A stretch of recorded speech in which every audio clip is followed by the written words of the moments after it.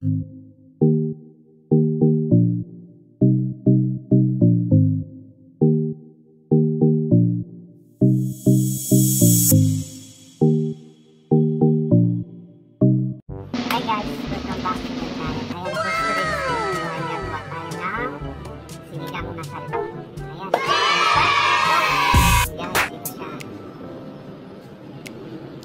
head lang siya, so bali kasi gagawin natin siya ng sinigang. Isang ulo niya kasi nag-range niyang 1 kilo, so bali ang ginawa natin pinapin muna natin siya para hindi rin siya ganong kalaki, tapos para mas malasa siya yung sa loob yun ng ulo. Ayan, tumamit dito yung anak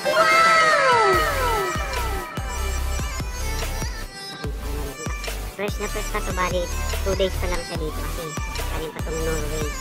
So ayan na, let's go, start na tayo mag-go. Ayan, so para start muna tayo sa tubig. Ayan, papakuloyin lang natin siya para mamaya ilalagay na natin ang sibuyas. Saka natin ilalagay yung ano natin, salmon. Ayan, start tayo sa sibuyas.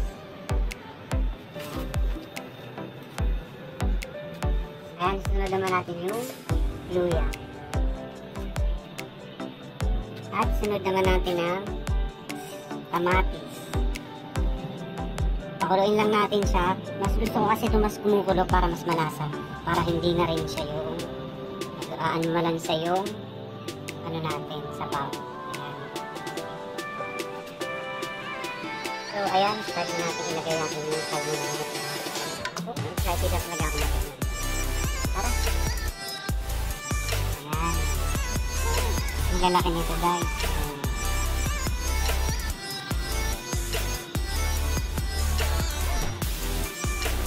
Suhin lang natin. At maya maya lalasahan natin. Kahintay lang natin siyang kumulo mga 3 minutes para kulong-kulo na siya.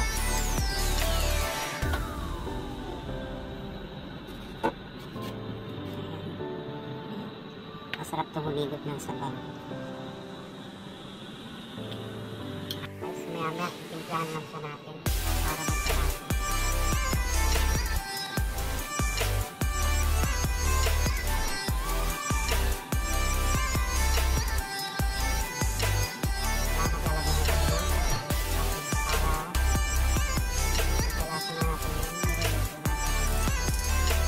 Para mamaya lalagyan naman natin siya ng palang.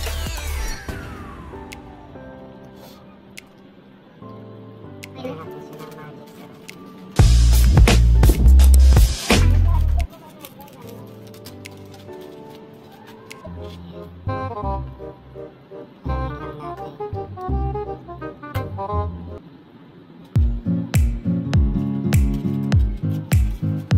At ilagay na natin ang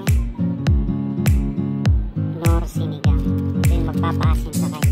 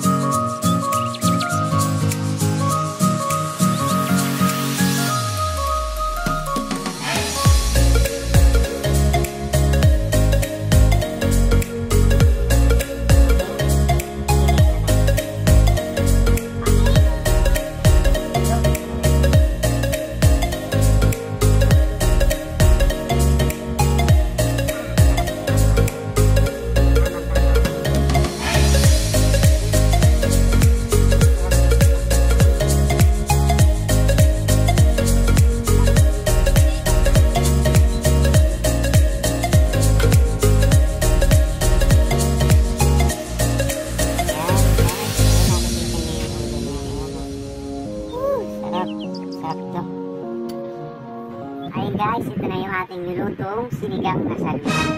Kapag lang salmon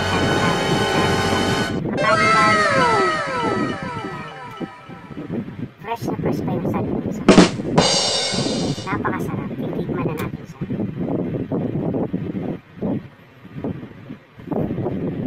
Sarap. Yung ulo niya. Ang laman niya, sana makataba. Titikman natin yung laman niya.